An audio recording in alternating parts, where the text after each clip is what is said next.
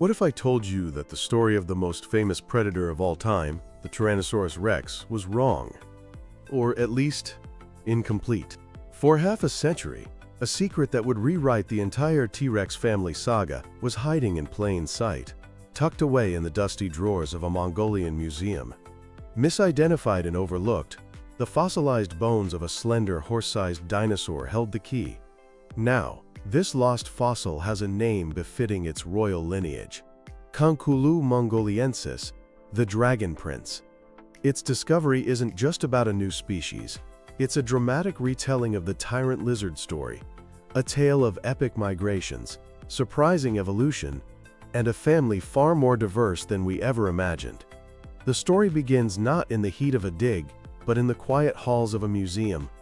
Back in the 1970s, paleontologists in southeastern Mongolia unearthed some partial skeletons. For 50 years, they were labeled as a different tyrannosaur, an Electrosaurus. It wasn't until University of Calgary PhD student Jared Voris took a fresh look that the bones began to tell their true story. He noticed features that just didn't fit. This was something new, something that stood as the closest known ancestor to the mighty tyrannosaurs. So who was this prince that came before the king? Dating back 86 million years, the Dragon Prince gives us a stunning snapshot of a pivotal moment in tyrannosaur evolution. This was the bridge period between the smaller, faster tyrannosauroids that lived in the shadows and the colossal apex predators that would later rule Asia and North America.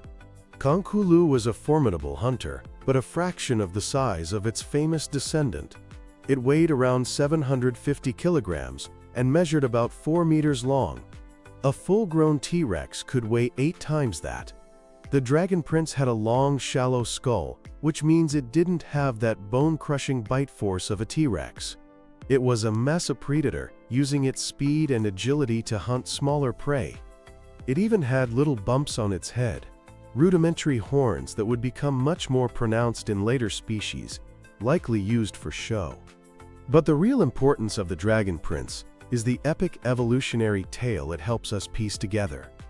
For a long time, the Tyrannosaur family tree was, well, messy. This discovery helps clean it up. The story now looks like this. Around 85 million years ago, a species very closely related to our Dragon Prince made a journey. It traveled from Asia to North America across a land bridge. This single migration event is now believed to be the starting point for the giant tyrannosaurs of North America. For a few million years, the biggest and baddest tyrannosaurs were exclusively an American phenomenon. But then, the story takes a twist. Some of these North American giants migrated back to Asia. And this is where things get really interesting. This return journey sparked an evolutionary split. The Tyrannosaur family tree forked. One branch led to the massive, deep-snouted giants we all know and love, like Tarbosaurus, T-Rex's Asian cousin. The other branch took a completely different path, evolving into a more slender, long-snouted type of tyrannosaur. For a while, this second group was a real puzzle. Paleontologists had found 2 specimens of long-snouted tyrannosaurs in Mongolia, from a genus called Alioramus. But they were both juveniles. This led to a huge debate. Were these a totally distinct lineage? Or were they just awkward teenagers of a known bigger species yet to grow into their adult features? The answer came in 2010 at a construction site in southern China. Workers there unearthed a nearly complete, beautifully preserved skull of a new species, Quanjusaurus sinensis.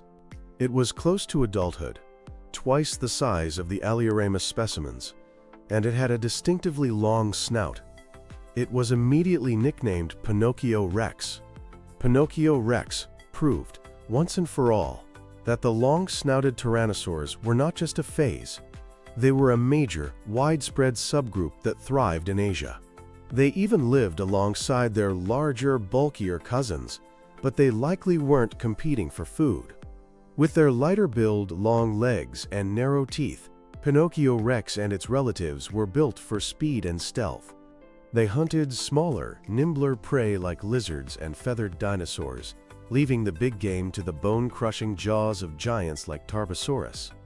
This discovery was so important, it led to the creation of a whole new branch on the Tyrannosaur family tree, the tribe Alioramini, which includes Pinocchio rex and its Alioramus cousins.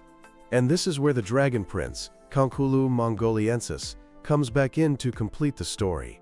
It provides the crucial first chapter. It shows that the Pinocchio rexes weren't a primitive version of a tyrannosaur.